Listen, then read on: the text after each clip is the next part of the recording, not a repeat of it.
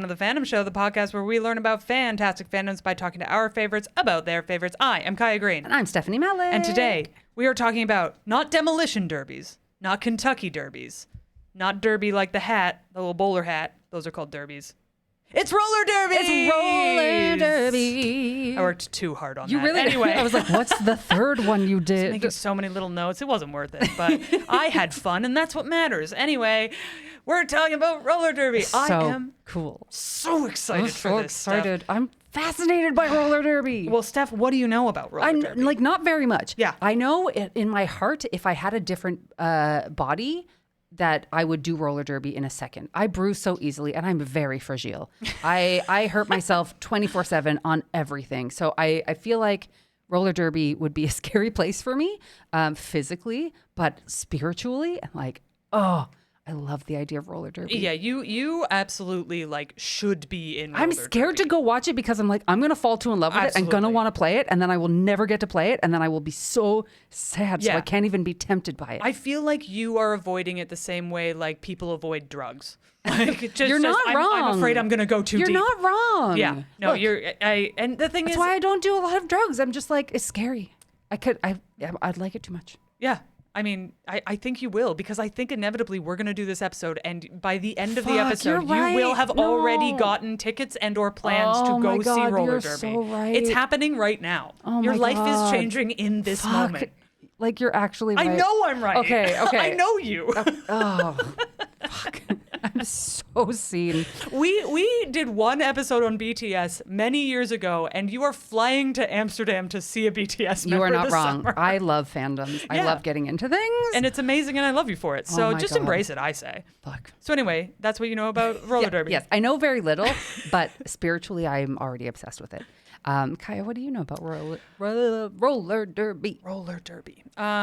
Here's what I know. I know that I have seen the movie Whip It, Great. starring Elliot Page. Yeah. I don't know how accurate that movie is. We'll find out. But I do know that they had some roller derby people involved in choreographing it. I had to talk about it on a film show once, so I did some research. Anyway, so that's most of what I know about roller derby. I know what I saw in that film. Yep. I know they have cool names.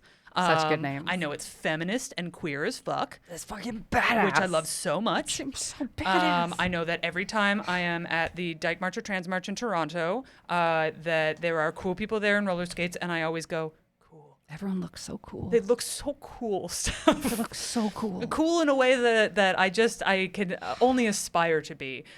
So yeah, it's one of those things that I've been like, it doesn't make sense that I'm not already a fan of this. I feel that way too. That's right. Yeah. Like, it makes no sense. So should we change that? Yeah, we're going to change it Yeah, right let's now. change it right now. Because you know who knows a lot about roller derby? It's gotta be our guest. It is our guest. You Yes. nailed it finally, Kaya. It man. only took almost 100 episodes. I'm really getting the hang of this. Let's hope I don't forget before next recording. Allison Vanek, a.k.a. Trial by Fury, has been playing roller since 2013. She's played with 4 leagues, has been a league executive on 3 of them, and helped lead the merger of 2 leagues to start a brand new one. Cool. She lives in Toronto with her wife and their menagerie of pets. Love that. And is currently a member of Toronto Roller Derby, Royal City Roller Derby in Guelph, and the borderless team, Jewish Roller Derby. Allison, welcome to the Fandom Show. Thank you guys so much for having me. Oh my God, I'm it was so excited. very hard to stay quiet during that.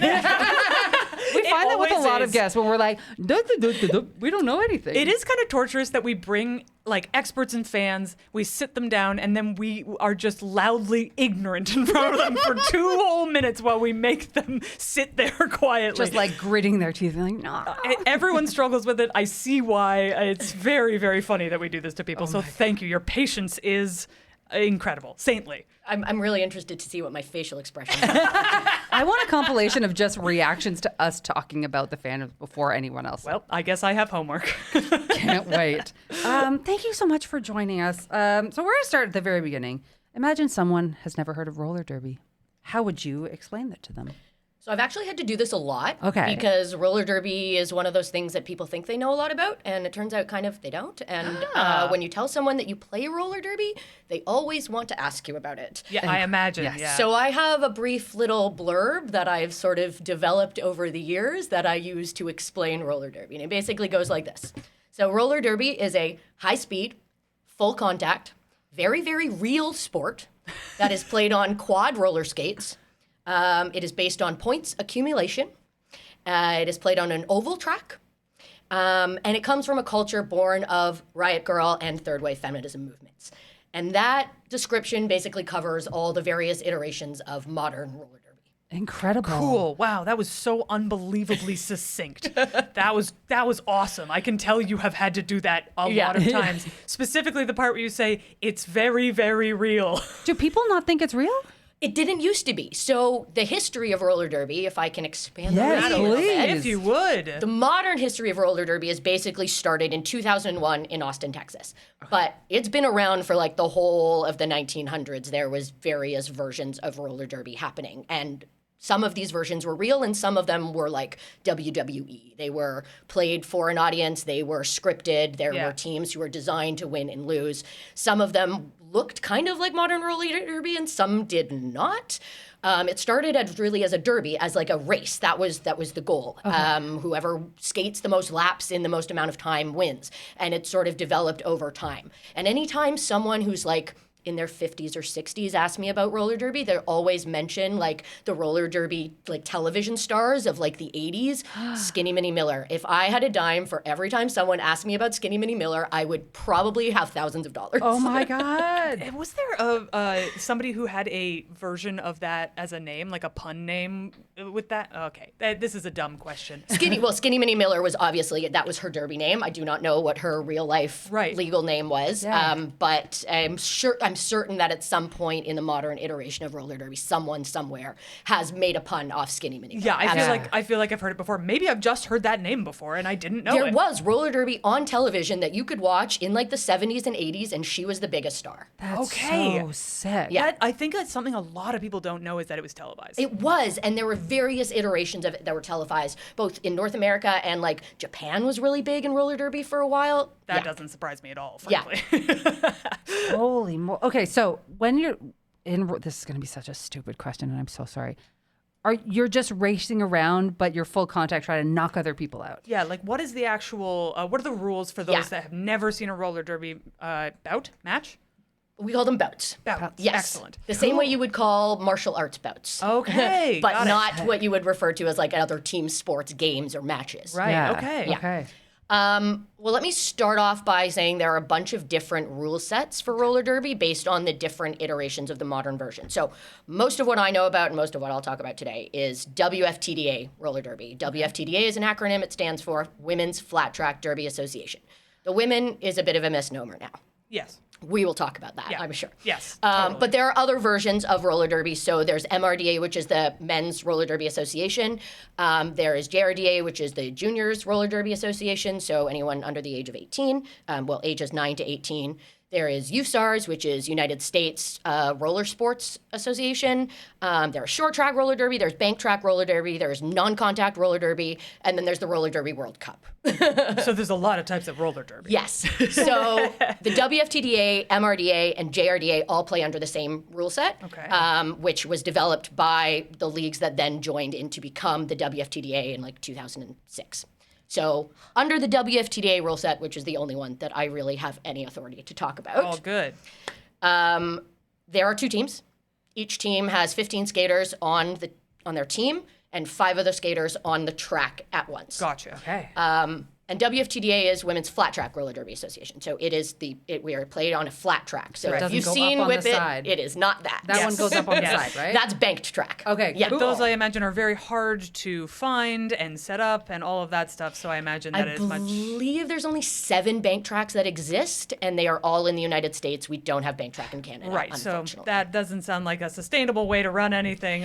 Whereas I imagine a gym is very easy to come by. You are exactly right. And especially in Canada, where we often end up playing roller derby is on hockey rinks after the ice is taken out. That makes perfect sense. Yeah. Whereas in the States, they play outside sometimes. Those folks are crazy. I don't know how they do that. Yeah, that's why. Nothing to run into. You could just keep going. And like gymnasiums, yeah, absolutely. Warehouses, yeah, absolutely. Very cool. Yeah, so 5 players on the track at once. 4 players on each team are called blockers. 1 player on each team is called the jammer.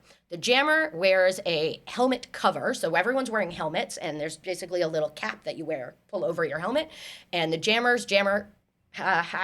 cover has a star on it. Okay. And that's how you distinguish them when you're looking at the track. Of the 4 blockers, one of those blockers is called a pivot, and that pivot has a helmet cover with a stripe on it. Okay. 1 pivot, 3 blockers, 1 jammer, each team. And they start off on the track in the start box. So there are 2 lines on the track. The jammer line is in the back, and then the pivot line is 20 feet ahead of the jammer line. Jammers start behind the jammer line. Blockers start between the jammer line and the pivot line. When the whistle goes, both jammers hit the packs, and the goal of the jammer is to pass the hips of the opposing players, and that's how they gain points. Okay. So jammers are the only players on the team who can score points. They score 1 point for each player on the opposing team, so the 4 blockers, whose hips that they pass. Okay. And I imagine that the blockers, and this is just based on their name, don't let that happen easily. The blockers block. You are correct about that, yes. Oh, I did it. But even more impressive, the blockers don't just block the opposing jammer from scoring points. They also simultaneously are trying to help their jammer score points. So the blockers will hit the opposing jammer, but they'll also hit opposing blockers to knock them out of the way to allow their jammer to pass. Which sounds really hard, and then you remember it's on wheels. Yeah, yeah. And going in an oval, over and over. That's wild. That's rolling chess. Yeah, it can definitely be rolling chess, especially if you've never seen roller derby before and you go watch your game for your first time and it just looks like chaos. It must. Yeah. And it's really cool because I've been doing this for 13 years, and after you've been watching for so long, you start to see the puzzle pieces fall into place, and you can see the strategies forming before they happen, and it all sort of starts to make sense. That's really cool. I've often remarked about that watching like sports it's like its own language. And I imagine that you kind of have to learn what the dialect is and the moves are. Definitely, definitely. So are you coming up with, like, do teams have plays that they enact when they go out on the ring? Yeah, it's very much like hockey in that respect, I think. I played hockey my whole childhood. I came to roller derby from a hockey background, so I was already a very Sick. good skater. Yeah. So I compare it to hockey a lot. And it's similar to hockey in that, yes, you have plays, but the other team knows what most of the plays are. They're sort of all the same, and so they will know how to disrupt that play. And you can try as best you can, but it's not like football where it's easier to execute the plays, and the plays are more secret, and the plays are sort of individual to teams. Yeah. There's sort of a set number of plays, and everybody sort of knows what they are, and people can anticipate what the plays happen, and then you have to re-strategize mid-game or mid-jam is a short. Well, I should explain what a jam is. But you re-strategize when things go wrong and figure out, okay, how do we get back on track? Cool. Okay. What's a jam? That's a good question. So I told you 2 jammers each team, or 1 jammer each team, 5 blockers each team, and how they start. Each time they take the track, it's for a 2-minute jam, and a jam is basically a shift in roller derby. Okay. And they can go for a maximum of 2 minutes, but can be anything shorter than 2 minutes. Okay. And the reason they can be up to 2 minutes but anything shorter is because the first time the jammer passes all the opposing blockers, that's called the initial pass. And whichever blocker completes their initial pass first actually gains lead jammer status. They have been deemed to be the lead jammer, and that means they have the special ability to call the jam off, to end the jam whenever they choose to. Oh, whoa, that's cool. So they can just get all the points and then be like, we done. Exactly. What? Lead jammer status is incredibly important because it allows you control the flow, the speed of the game. It allows you to score your points and then call the jam off before the opposing team can score. That must make that team so mad. Yeah. That must make that team so mad. Then I can also see the advantage of, like, you would maybe want to keep going if you think you can get more points. Absolutely. Right? There are a lot of strategies in terms of what we call long points or short points. Long points is when you keep the jam going a lot longer. You fall back again, you go up again, that kind of thing? You keep going around and around in a circle, scoring 4 points every time you pass. Wow. And you keep doing that, and that's long points. Versus short points, or sometimes we call it hit it and quit it. Good. You hit the pack, and then you quit the jam. Yeah, you get in the pack, you score your points, and then you call it off before the other team has a chance to score theirs. And whether you go long or short, whether you call it or don't, depends on like so many factors. It depends on which jammers are on the track, how many blockers are on the track, if any of them left the track because they've taken penalties, what time is it in the game? Are we 5 minutes to the end? Or are we just starting out? Are we tired? Are we not tired? It depends on which team you're playing and how differently ranked you are and what the point spread is at the time. There's a lot of factors. That sounds like a very real sport. That sounds like a real sport. Sounds real as hell. I mean, I grew up playing basically every sport. I've tried basically everything at some point. It is the most cerebral sport I have ever played. Yeah. Wow. Absolutely. That's why. That sounds so strategic. There's so much thinking that you have to do. Absolutely.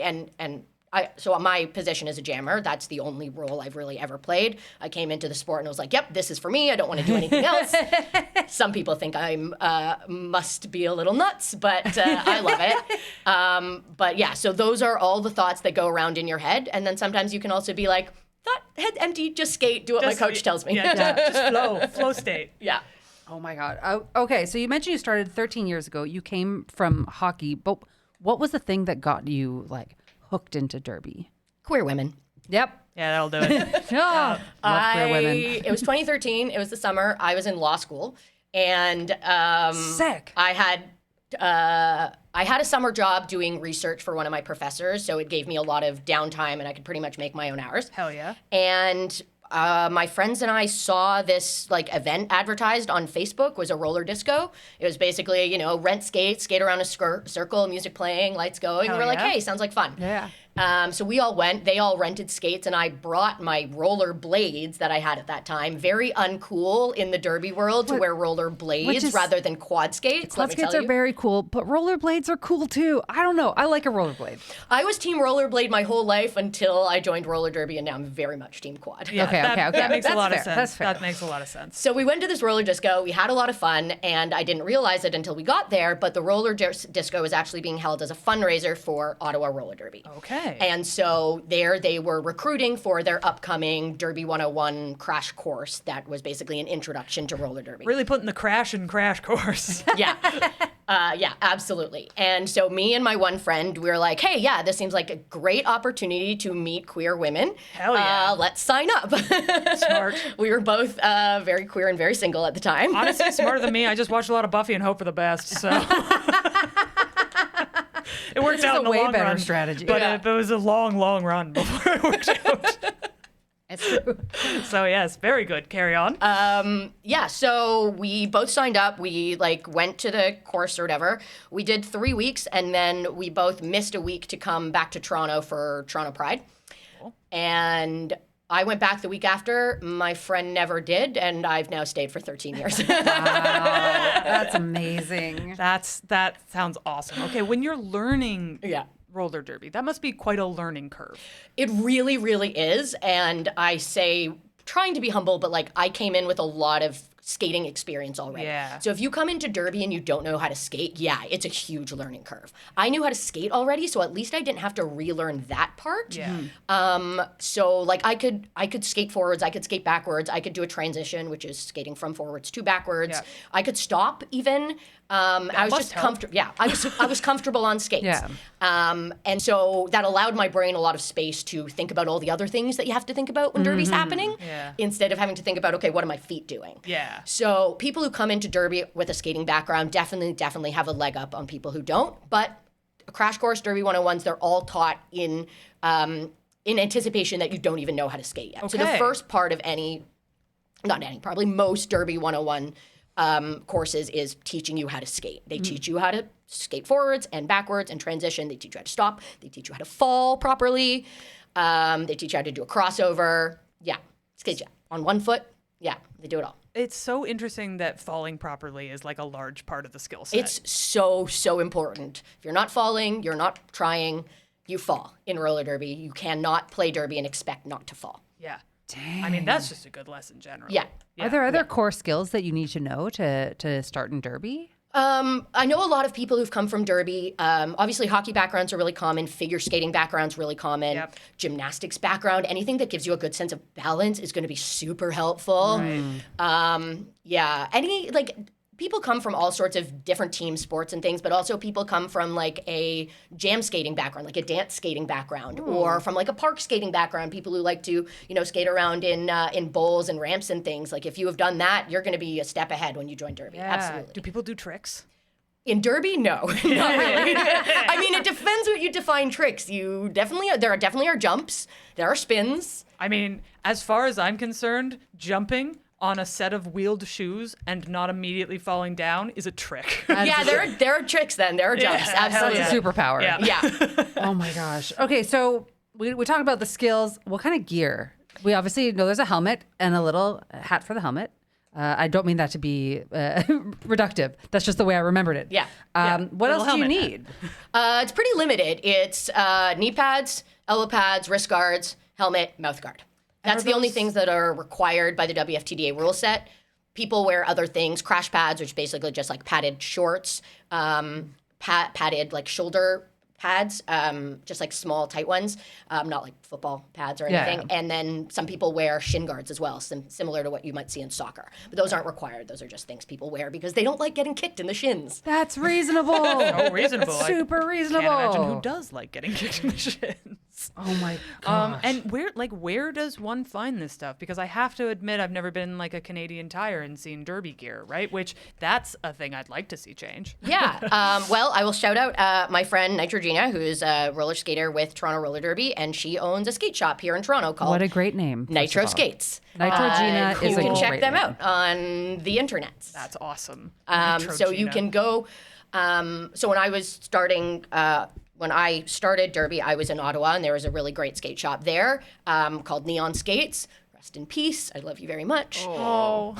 Like everything, things change. But they were roller derby owned and operated. They were owned by someone who was within the Derby community, who then sold gear to the Derby community. So similar here in Toronto, Nitro is from the Derby community. She sells gear for the Derby community. And I would guess most big cities would have something like that. Yeah. And if they don't have a local shop, like anywhere that sells like skateboarding stuff will have very similar equipment. They might not have skates, but they'll have the protective gear. They'll have wheels. But there's a lot of online retailers too. Yeah. Very, very cool. No, Sorry. you go ahead. You go. Yeah. I mean, I guess my question is, are there some skates that are better than others? Like, is there gear like tiers? Is there one that is like, oh, you got that skate? That's super cool. I'm always curious. Are about people that. allowed to use roller-blades? No. Okay. Yeah. They're long. I get it. The shape of them is different. It's a totally different way of skating. Yeah.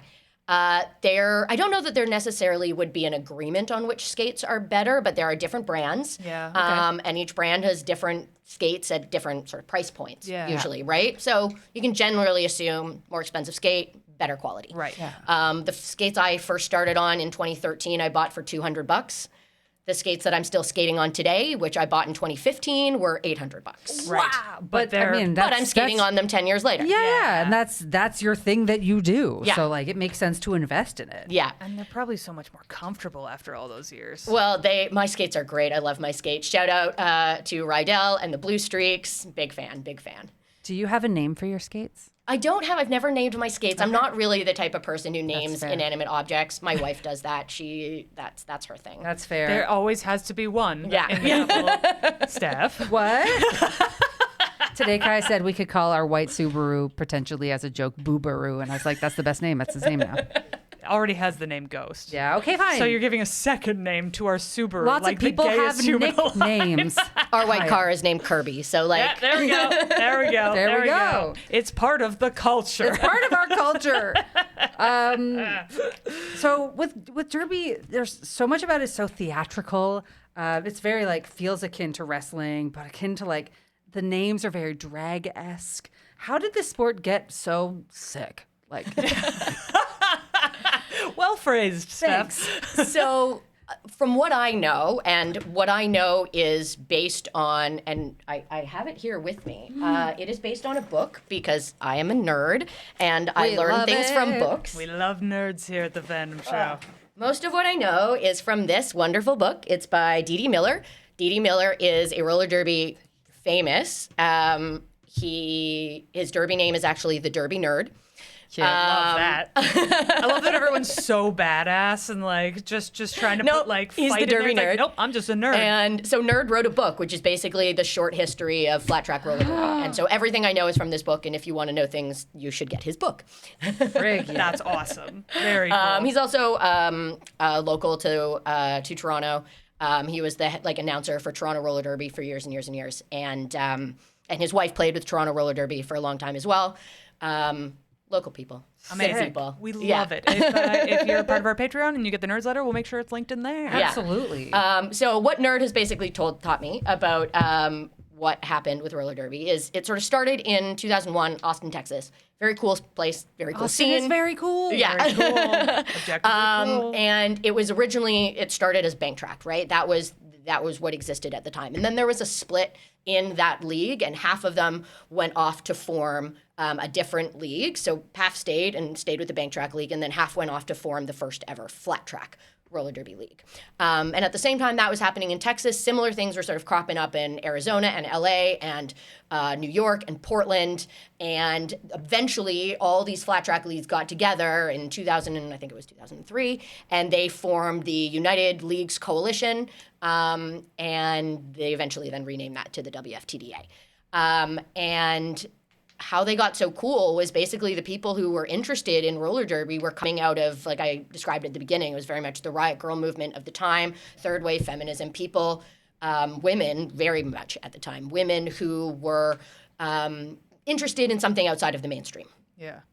It feels like all those locations too were like very specific places where punk and riot girl and stuff And some were counterculture. Yeah, exactly, like hubs of that. Yeah. Yeah. And then in Canada, actually, Toronto was not the first league. Well, there's probably some debate about this, whether it was Toronto or Hamilton who actually started the first roller derby league. Hamilton feels debate. like the vibe of a place that would start roller derby around I was gonna here. say it Yeah. doesn't seem like it'd be Toronto. Hamilton's cool, Yeah. but also like a little like rough. Yeah, It was Toronto and doesn't- Hamilton, very, very early, and then Montreal came after that. Yeah. Yeah. Okay. Very, very cool. And like, coming up with names and the outfits, it feels like it's become such a like solid part of it now. It is and it isn't. Like, I feel like now, because it's being taken so seriously as a sport, there's a World Cup, there are championships, international championships, there are charter teams, and I haven't really explained how the league structure works, but I can explain about that. There are, like, it's not just you show up and you're on a team. Like, you have to try out. You have to like fight for your spot. And so people take it really seriously. They cross-train for it. They travel around the world coaching it. And there are some people who definitely like there's part of the community that has definitely gotten away from the theatrical aspect of it and want it to be viewed more as a sport. People are more now trying to use their real names. The face paint and like outfits have sort of, we used to call them boutfits, have sort of Good. At least at the highest levels, those have sort of been relegated to, more local games rather than, international competition. So a lot of people, using their real names, not so much like an alias anymore. But again, it also goes the other way. There are still people who wear face paint, even in the highest echelons of derby. There are still people who stay with their derby names. There's a bit of both for sure. Yeah. I mean, it doesn't seem that different to me to like athletes who wear a particular set of like socks or like makeup. Absolutely. Because I know that football players often will have that. It doesn't seem that different than just whatever feels right for you to play in that makes you feel like the badass version of yourself that you're going to go out and be. As long as it doesn't limit your physical ability to skate, like there is really no limitation on outfits or makeup or anything else in the WFTDA rules. That's so cool. How did you come up with your name?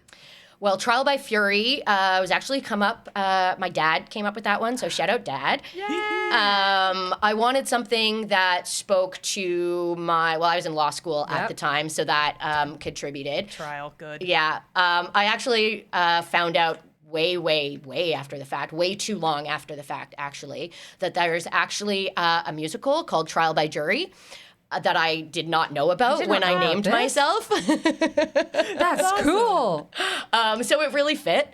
And I wanted something that could be a fun short form. So everyone in the Derby world basically now knows me as Fury. That is my Derby name. You need something that short forms well. That's such a cool as name. Nicknames Yeah. go. Holy That is hell. that is my nickname. Every time I play a video game, I'm Fury. Every time I have to come up with like a character name, I'm Fury. It's my alter ego. Well, I think that's what's so cool about it is the idea of like drag. It's like I get to just sort of redefine myself any way I want to be, and Yeah. especially for like a mostly femme or queer space, like that rules. Yeah. Yeah, so it really cool. does. And some people use like that queer identity to play into their name as well. So like my wife, for instance, her Derby name is Femme Brulee. Oh, that's so cool. That's so awesome, and I also love creme brulee. Yes. So together, she and I are known as Femme and Fury. Ah! That is the best couple name Yeah, I've it's pretty ever good. heard in my whole life. It was our wedding hashtag. Oh my God. Also, a Derby wedding full of people who do Derby must be so much fun. Did you come down the aisle on skates? We did not come down the aisle you on think skates. about we it, did though? think about Yeah, it. you did. Absolutely. Yeah, we had a you lot of did. our Derby friends there. Ours was not nearly as Derby inspired as some others I know. I do have a friend who literally, her and her wife they met in Derby, and they literally got married on a Derby track in roller skates. All of their wedding party was dressed in Derby, and they basically had a Derby game as their wedding. That's very. We didn't go that far. That's so cool. That's still so fun. You know what? Weddings can be whatever you want them to be. Weddings can be whatever you want them to be. There is one very famous Derby couple, like these are Derby famous people, who held a Derby game where each of them had a team, and the winner of that team got to pick their last name after they got married. What? And they basically invited all of their Derby famous friends from all over the world. It's a shame that marriage did not last very long. But what a party in the What a meantime. party. Damn. It does sound like one hell of a party. We throw pretty good parties. Yeah. Yeah. Well, it sounds believe like it. it's such a close knit and supportive community. What has your experience joining this community been like? People always ask me why I got into roller derby, but the more interesting question is why I stayed. Yeah. And yeah, absolutely. One, derby is just as I said, it's the most strategic, most cerebral, most interesting sport I've ever played. And I've played a lot of them, but the community was a huge, huge part of it.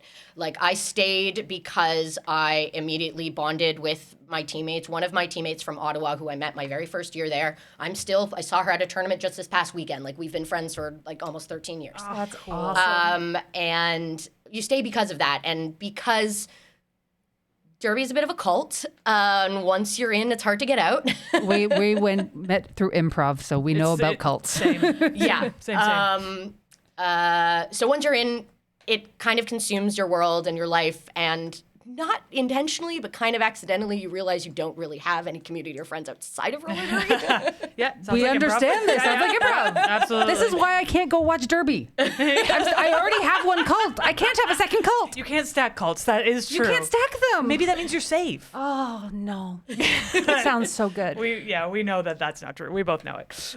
But yeah, I stayed because I wanted to meet queer women. I ended up meeting many. Well, I dated several people in derby, but then eventually I did meet my wife through derby. Were you competitors? No, so I'd been playing for about 6 or 7 years by the time she started. So she was very new when she joined. So I met her as a brand new skater. So I don't think we've ever actually played against each other because we were always at different levels. Okay. Oh, cool. Have you ever played together, for a bout, casually or otherwise? So she just coached me a lot. Hell yeah. So Sick. even though she started a long time after me, she was really interested in the coaching side of derby. So she's focused on that a lot. So yeah, she's coached me in a lot of games over the years. Very cool. Yeah. What are some of the roles that someone might take on if they didn't want to get in a pair of skates? I'm asking for a friend. Excellent question. There are a ton of rules in derby outside of actually skating. So there is officiating. Now, officiating, there are 7 on skates officials in each game. So you are skating, but you're not getting hit. You're just skating in circles. But do you skating in catch circles strays very fast. sometimes? Yes, but not that often. Okay. Yeah. So they're skating officials. There are what we call NSOs, or non-skating officials. So those are the people responsible for keeping time, keeping score. They track penalties, and that sort of thing. So NSOs, non-skating officials, very important. You need 20 of them to run a game? There are a lot of them. Damn. We need them. Yeah. There are coaches, obviously. Every team under the WFTD rule set, I think you're allowed to have 3 people on the bench and then someone, a coach at the third turn. So just like on the other side of the track. So lots of coaches. We need those, both on game days and just like training us year round. And then there are announcers. And Steph, I think this is the role for you. Steph. That does sound very fun. So this is actually my role outside of skating as well, as I've always said that announcing was going to be my retirement plan from Derby. Once I could no longer physically skate, I was going to announce. And I've been doing it on and off like my whole Derby career. I came up, I don't know if you know this, but I came up through the theater world, so I have a theater background. Law is very theatrical sometimes. I like to get up in front of an audience and talk, and I've never been afraid of doing it. So announcing most games, especially like when you go to watch them in person, it's so great to have someone commentating on the action, telling you what's happening, especially for people who have never seen Derby before. They want to have someone explaining to them what the hell's going on. Yes. And then for the higher level bouts, the ones that are like streamed, you have on-air announcers who, and like, this is how, like, I learned how to play Derby from watching Derby and listening to announcers tell me what was happening. Yeah. And so that's how I got to know Derby Nerd. That's how I became I'm a nerd about nerd. Like, he's amazing because he taught me so much about what Derby is like. And there are so many announcers who, like, I really idolized and really wanted to emulate. Derby Nerd, Lightning Slim, Mr. Whistler, Double H, Tara Armov, Plastic Patrick. There's like, I know announcers the way I know players. Like, they were just as important to me, and I learned just as much from them. And so I always wanted to be like them, and it's been great. So like this past weekend, I am injured. I was not able to play Derby with my team this past weekend. I announced at the tournament instead. Sick. And I've done it sometimes where I've like announced and played in the same tournament. That's not fun. That's a lot of work. That's very tiring. That sounds like too much. But since I couldn't play, I was like, absolutely, this is my retirement plan. So Steph, if you're ever interested in learning roller derby and announcing roller derby, I would love to teach you about this. I'm so We are fully just conscripting you. I don't know what I'm doing. I had to take off the headphones. I got too hot and excited over here. I'm just like pumped up. What's your team name? So Toronto, that's a really good question. Oh, okay. Toronto Roller Derby has several teams, and maybe I should explain how this works. So under the WFTDA, we have something like 400 plus leagues within the WFTDA all over the world. Right. And within each league, there are several teams. And the WFTDA, to play with the WFTDA, you need what's called a charter team, which is basically your select team, your A team that people have to try out for to make. And then that team is the charter that plays other WFTDA chartered teams. Got it. But in a lot of the bigger leagues, they have more than just 15 players. And so they have other leagues. They have other teams within them. So sometimes leagues will be so big that they will have house league teams who will play each other within that league. Cool. Got it. And sometimes they will have enough players that they will have 2 select teams. They'll have an A team and a B team. And a lot of teams will also have like a beginner team made up of their Derby 101 players. Cool. So you can see teams with leagues with as many as 6 teams in them. Dang. Right now, Toronto Roller Derby has 3 teams. We have had up to 7 at times. It just depends on how many people we have in the league. We are a bit decimated by the pandemic. A lot of people moved. A lot of people just stopped playing Derby. So we're now at 3 teams. Our all-star team is called the Toronto All-Stars, very boringly, because... Says what it is. Because, and I'm very much speaking in the past tense, if anyone's listening to this, we used to be called CN Power. Oh, that is a very funny name. And then CN Rail got mad. Oh. Legal reasons. Whoops. They actually sent us a cease and desist asking us to stop using their name. You know what I'm going to do? We have a railroad track behind our house. I'm going to go throw something at it. Just in protest. Yes, that is what you would do if we weren't legally in trouble because of that. What? They're clearly very litigious. CN Rail. Oh boy. If you're listening, and I know you are. Oh boy. I'm coming for your ass. That's rude because CN Power is a killer name and you should be proud to be associated with it. We thought so. I'm mad at them. Well, if this is the last episode of the podcast, it's No, been nice. come for me, CN Rail.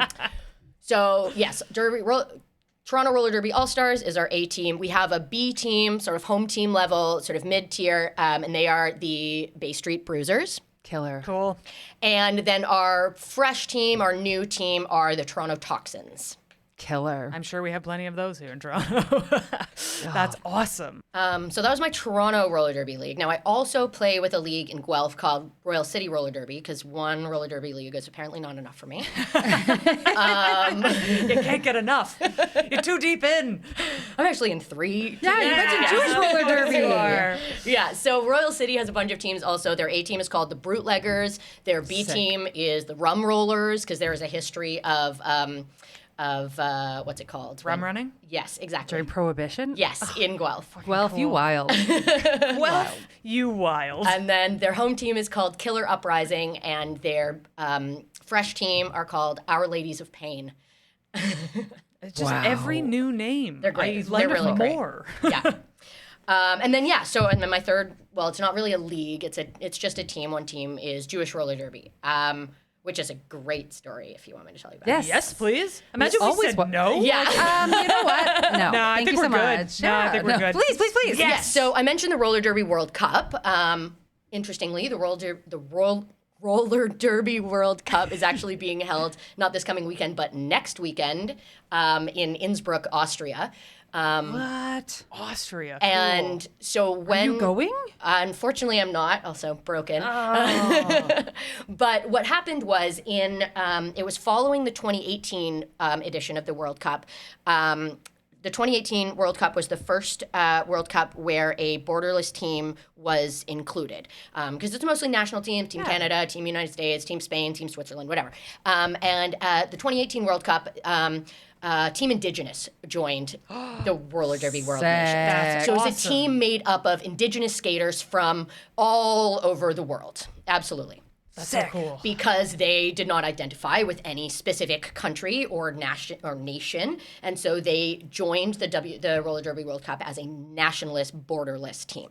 That's so Yes. cool. Yes, it was incredible. Shout out to them. They were the first ones, and every other borderless team owes their existence to Team Indigenous.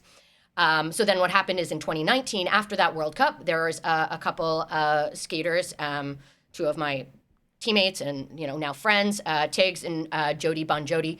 A constant joy. Constant Every joy. name is good. Every name is good. Please carry on. So they got the idea. They're both from Portland, Oregon, in the States. They got the idea to start Jewish roller derby in the theory that Jewish people have been exiled from almost every country they've ever been in, and a lot of them, don't identify with their country of origin. It's relevant because the Roller Derby World Cup there are rules about when you can and cannot participate on a national team. It's not just you have to have nationality in that place. It can be you have parents or grandparents who had nationality in that place, or you were born there but you don't have citizenship or what have you. There are the rules are a lot more lax. Basically, any connection that you can probably find to another team you can play for. So my friend Tiggs, who is one of the co-founders, she actually played for Team Russia because her Jewish family came to America from Russia.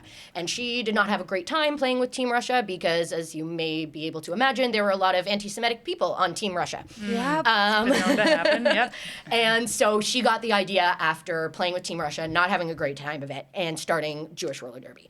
And so Jewish Roller Derby played their first game at RollerCon, which is a roller derby convention that happens every year in Las Vegas. there is one. Of course there is RollerCon. I've never been, so I can't actually give you too much info about that.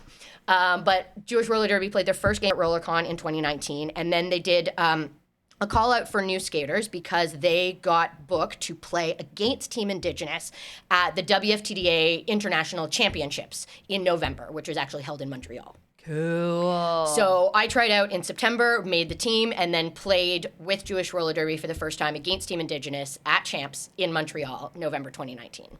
Cool. That's Really, so really cool.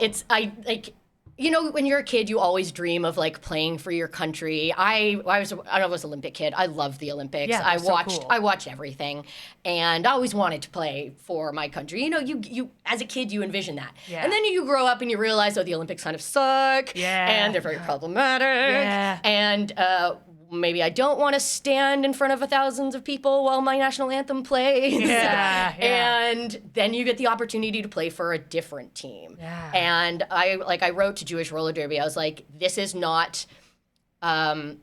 my second choice to Team Canada. Like, this is a choice I never even knew I had. That's amazing. It was so Beautiful. spectacular, and you could see me. I'm like tearing up. Playing with JRD has been like the experience of a lifetime, because, and I mean, I've had Jewish players on my teams in the past here and there, but not that many. Not to get too deep for a second, but what really made me try out for the team, what made me aware of like how necessary it was, is I was at a tournament with my Toronto team in South Carolina in 2019. And I woke up on the second day of this tournament, and I opened my phone, I put Facebook 3 inches away from my face, and I saw the news about the San Bernardino synagogue shooting.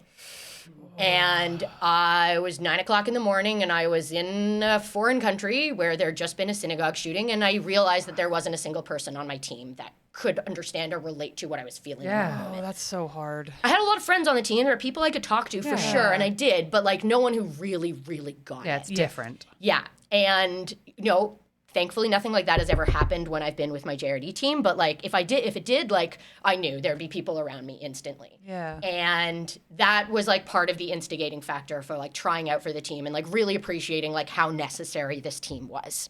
That's beautiful. That's so powerful. Ugh, finding your people Finding your people. is Yeah. just, it can make all the difference in the world to. And since JRD, there have been so many other borderless teams that have come up. So Team Black Diaspora is like currently one of the like strongest teams in the world right now. Cool. Like they are playing at the World Cup next weekend. They are going to dominate. They may even take the title from Team USA.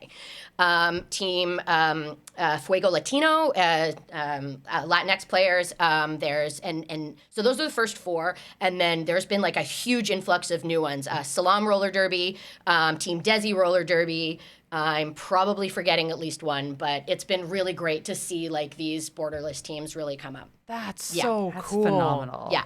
Oh man, it's so nice to have less emphasis. Like I know that countries are an easy organizing method, Yeah. but it's very cool to see less emphasis on that, or at least that not be the only emphasis. Yeah. I should probably mention it took a while to get those teams admitted to the Roller Derby World Yeah. Cup. It wasn't so easy. They let in Team Indigenous pretty easily, as I recall, but I wasn't really involved, so I don't know. But it was a lot harder to push for the other teams Yeah. to get standing as borderless teams. It must be hard to, I almost said rehearse, no, Kaya, it's sports, practice. It must be hard if people live in a lot of different places. You don't really. You don't. Yeah, you don't. Yeah, that makes sense. Tournaments I've been to, sometimes like we get there and we do one practice the night before and that's it. And the practice is really just to learn people's names. Yeah. Yep. Yeah, So that you tracks. can, so that you can work as a team together. Yeah. makes sense. Yeah. It's all for fun. Yeah. But I haven't mentioned this, but like the thing about this sport is like it's totally grassroots. It's totally unpaid. And you spend a lot of money doing this thing that you don't get paid for. There was a really famous derby skater who used to play for London Brawling, London, UK, who once said that roller derby is like a second job that you use all the money from your first job to pay for. We know that feeling. Yep, we know very that much. feeling. Yeah, one of those cults. Yep. Yeah, and there's really there's not very much government funding. It's not like you can go out and sign your kid up for a city soccer team, right? Yeah. It's all comes from the players. We pay monthly dues, we pay yearly membership fees. All our travel is either paid by us or fundraised by us. When I was on the executive of Toronto Roller Derby a couple of years ago, I applied for and we got like a $5,000 grant from this government because we had so many problems like restarting things after COVID. So the government was giving out these grants to a lot of different sports and recreation teams who That's were awesome. hurt by COVID. Yeah. And so we were lucky to get that grant, but like mostly we don't get government money. We don't get any money that doesn't come from the community because we're fundraising from like our parents and our friends and our like coworkers. Like it's all Yeah. from our community. And like ticket sales, I imagine also Same help. thing. Yeah. Yeah, very cool. Well, speaking of the community, oh, sorry. No. I think you were probably going to ask the same question. That No, you go for it. I was going to ask about a movie. Oh, great. Well, I think this is important to cover because I feel like when we're talking about the idea of these borderless teams, I feel like it's really important to hit the idea that this seems like one of the most inclusive sports I've ever heard of ever. It is. It is I think it's the most inclusive sport that exists. Could it be better? 100%. Has it been worse in the past? Yes. We all laugh a little sadly. True of many things. Yes. So the WFTDA stands for the Women's Flat Track Derby Association. It used to be a Women's Flat Track Derby Association. Yep. It has had a gender policy as long as it's existed, and that policy has gone through several various iterations. Yep. But the current, most updated version of that policy basically says that the WFTDA is home for anyone of a marginalized gender. Cool. Is the short version of Yeah. it. I know some friends who actually were part of the team that wrote that policy, but like the short version of it is marginalized genders. Women, yes. Trans women, or I should say cis women, yes. Trans women, yes. Trans men, yes. Non-binary people, yes. Sick. Absolutely. The policy doesn't say this, but it basically sums down to anybody who's not a cis man. Yeah, that makes a lot of sense. But yeah, I think it's just especially in the time that we're in and women's sports being such a hot topic. There's a great team. I want to say Long Island Roller Derby, actually sued the New York government. I'm pretty sure it was Long Island. Someone will quote me if I'm wrong. They sued their government for it wasn't the New York government. It was like their county or something for prohibiting trans women from playing recreational women's sports. And they actually got the backing of the ACLU to help them sue their county because they said, you're preventing our skaters who are been with us for years from playing with us.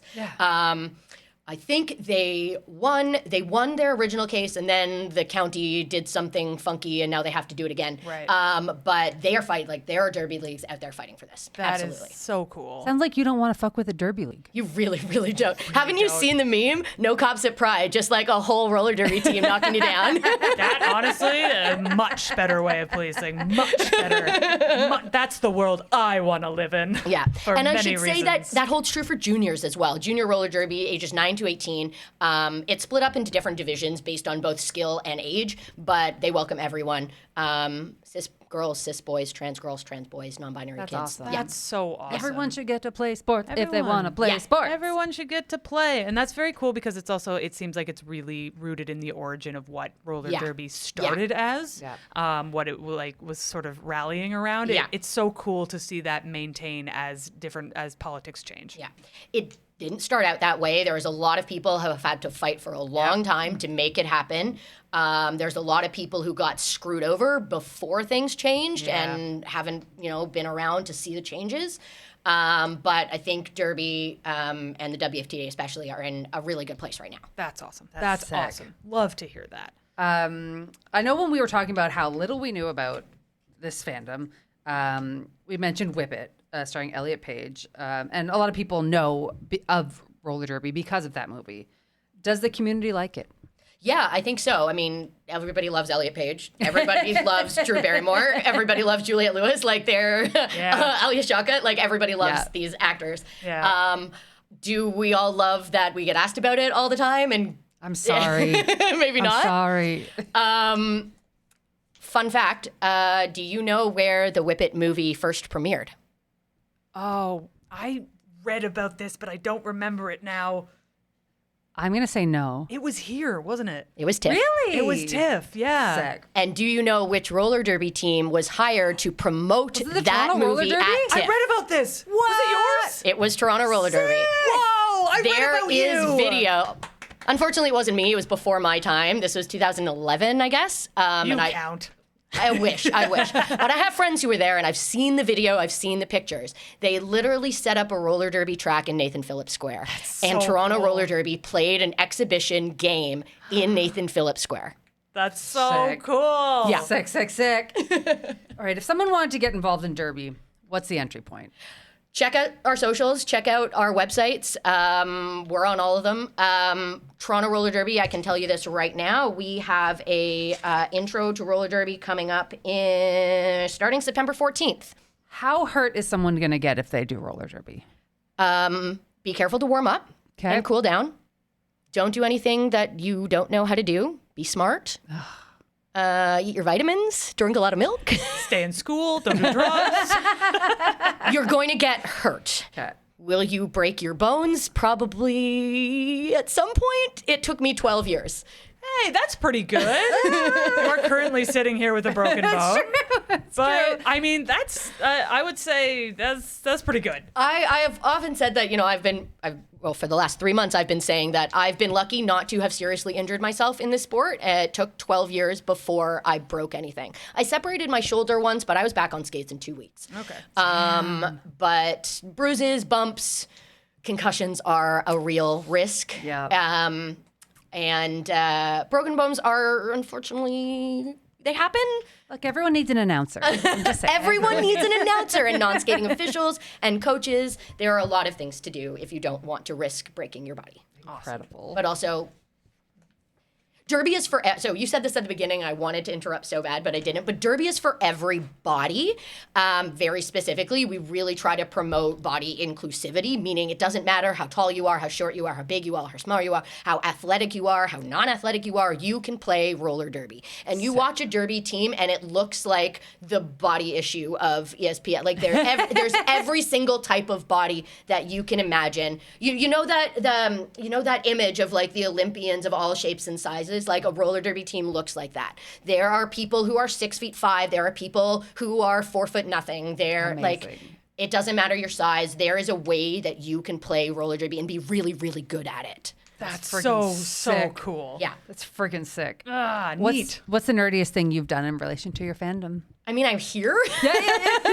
You did specifically come to us with this, and we were very excited you did. I have 2 derby tattoos. I have a tattoo of the logos for both my Toronto team and my Jewish roller derby team. Sick. Shout out to Joey Ramona. They are a tattoo artist here in Toronto who used to play derby and are Jewish and did my Jewish roller derby tattoo. Hell yeah. But also just like my obsession with like announcers and how nerdy I get about announcing in derby and about like idolizing announcers. Like I read a book written by an announcer and he signed it for me too. That's so fun. And like, yeah, that's pretty nerdy.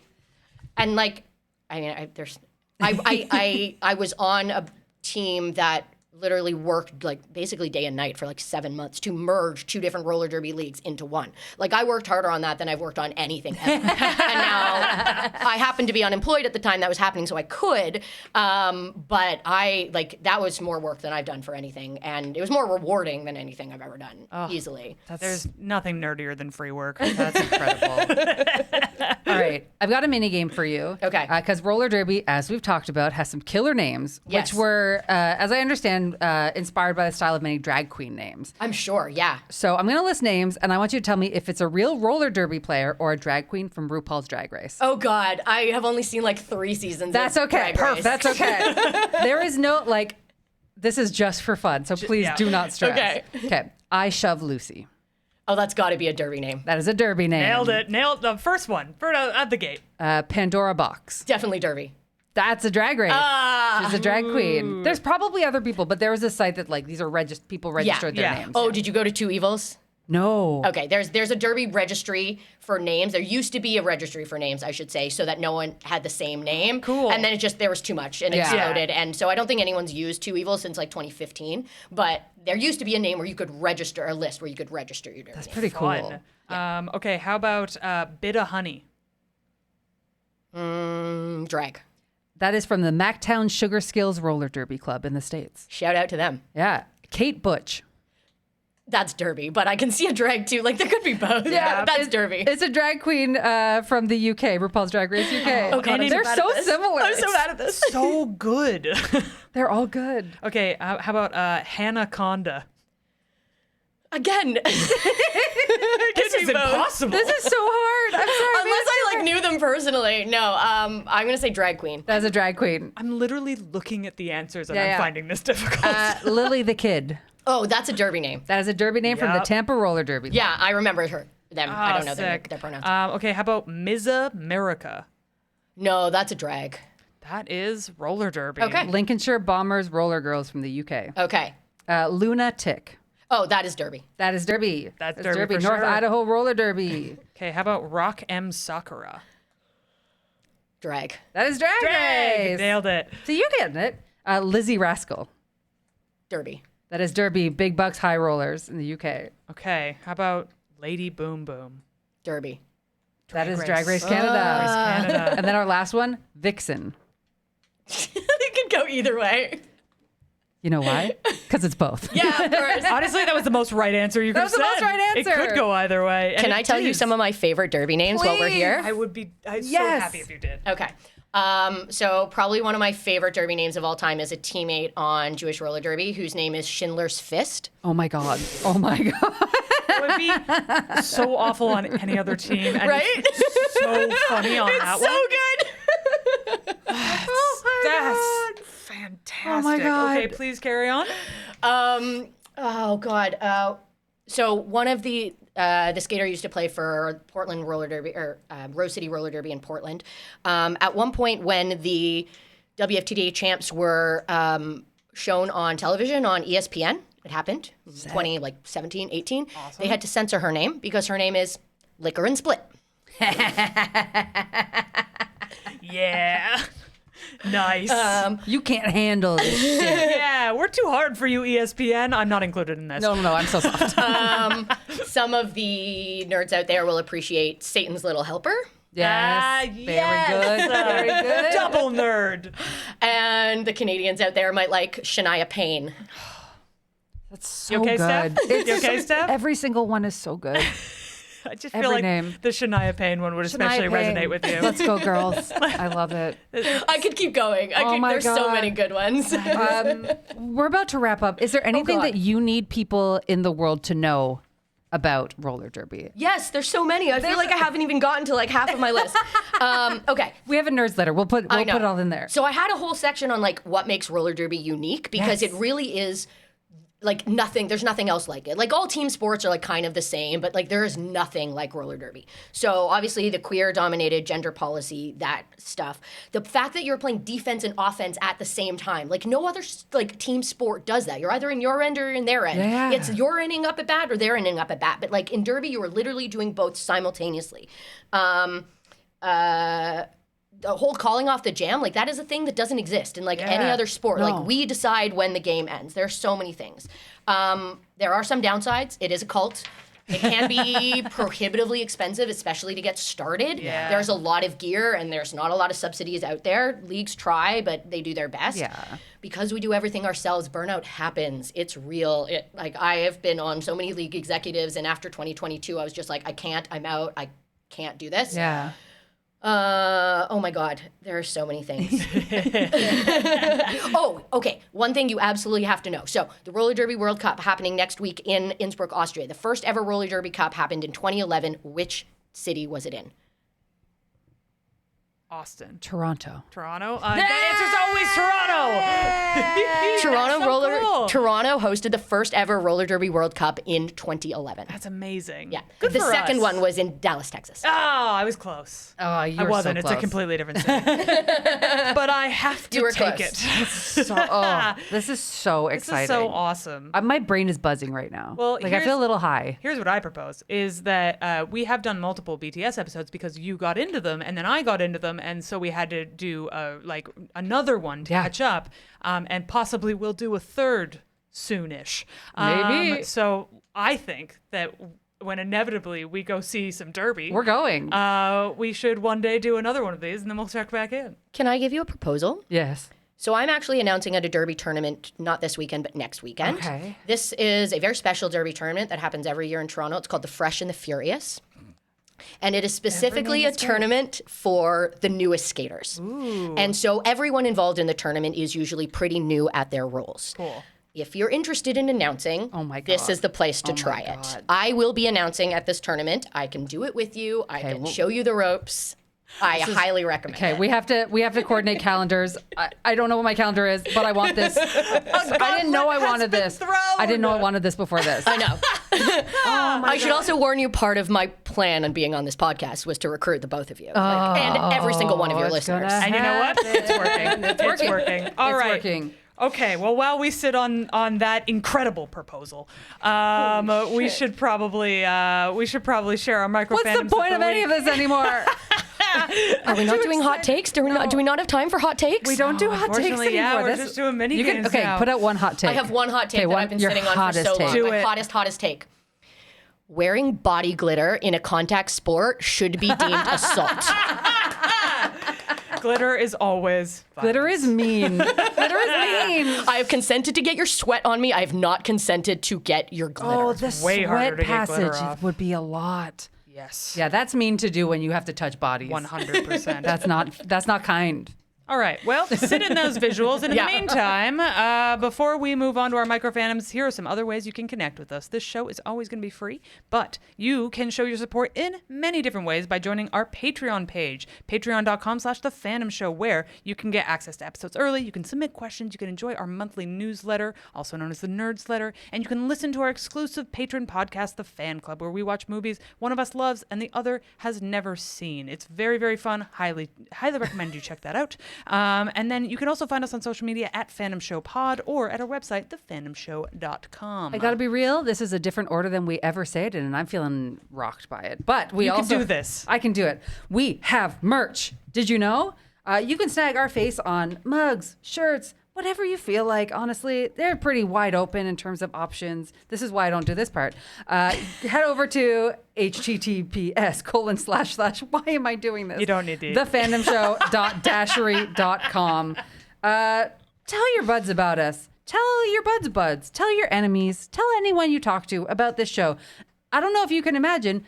This is a hard show to find if you don't already know about it. Yeah, our because subject matter is everything. it's everything, and that doesn't do well on charts for some reason. So get on your podcast provider of choice, do a rate, review, subscribe, share it, write a name that you would give yourself. What is your derby name if you had to give yourself a derby name? Oh, yes, I want to Let read us those know. comments. What do you think our derby name should be? Let us know.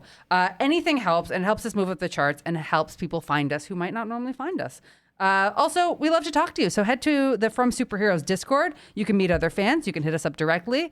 We've got a fun thing for animal pictures, and people post their miniatures on there all the time. It's really lovely. It's great. Not the animal and not in animal photos. This is why you have to do this part. No, I think you're get doing great. sidetracked. Anyways, go to the From Superheroes Discord. Come chat with us.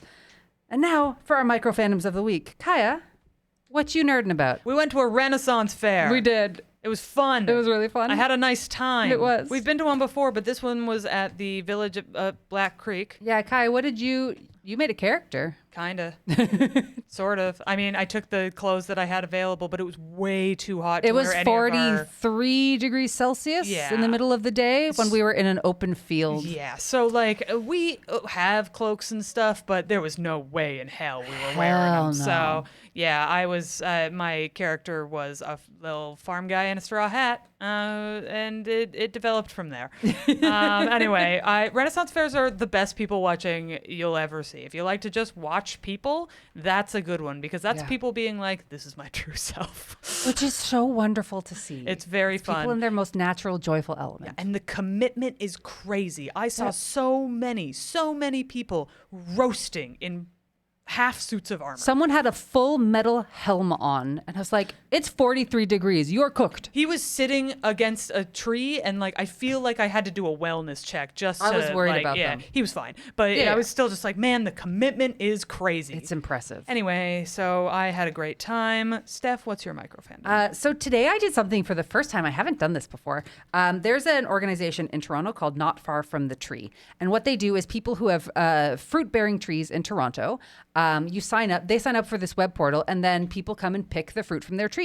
And they donate a third of the pick to the homeowner, a third of the pick to the people picking, and a third of the pick to food banks around Toronto. So today, for the first time, I went and I picked cherries with this organization, and it was just lovely. It's a very cool opportunity to eat locally, to support charity, to help an organization that's working hard to do it. And if you have an organization like that near you, check it out. It was rad. It was cool to meet people who were interested in just urban food, which I loved. The cherries were delicious. The cherries were delicious. Okay, Allison, what are you nerding out about?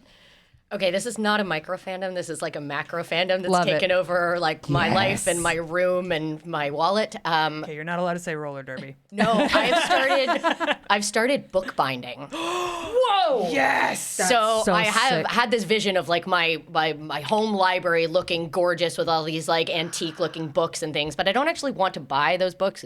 They're very expensive, and I already have books. I just want to make them look pretty. Yeah. So I have been buying book cloth and end bands and end papers, and I've been making books, and I have been printing out fan fiction and making them into physical books. Hell yeah. And So it's cool. It's a very, very wild, and I'm on this Discord, and it's incredible. People are been so welcoming and teaching me how to do things, and I'm looking up videos and like practicing, and like I'm not a crafty person, but all of a sudden I have like 14 different craft hobbies because bookbinding is not one hobby, it's like 14 crafts in one. Yes. And I started this in January. I've only made 3 books. I got a little sidetracked by the broken leg. But yeah, it is kind of cool. Yeah. That's fascinating. I started weirdly following like a few bookbinders on Instagram. That's how it started. Yeah. They started popping up in my Instagram feed. I was like, I want that. You can't give me 2 new fandoms. That's not fair. That is not fair. I don't have time. Kaya doesn't even. Oh, It's the Kaya- premise of the show. That's so. This one I do while listening to podcasts. That's fun. That's good. You Yeah. gotta have a little crafty thing Yeah. to do at home, you know? Do you post photos of them on? I social haven't media? yet. I'm not really a big poster on social media, but a lot of other people do, and they're very cool. Oh my god! If you're on our Discord at all, please post a photo of one of the books. That's Please. so cool. Please. Very Holy cool. shit!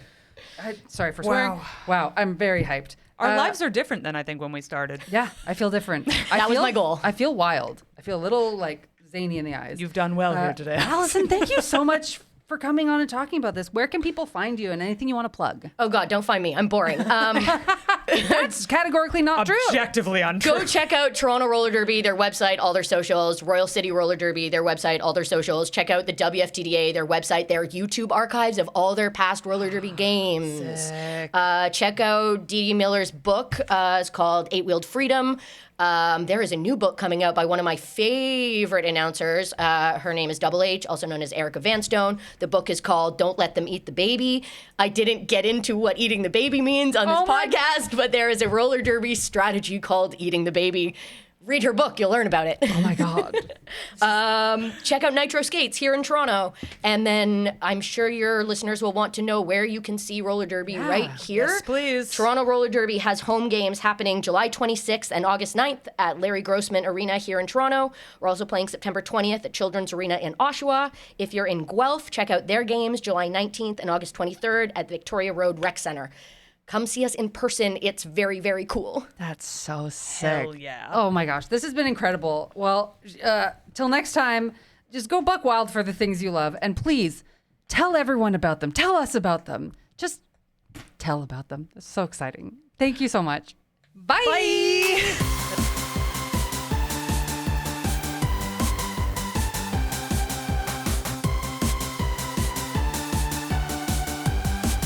Really had to wind up for that one.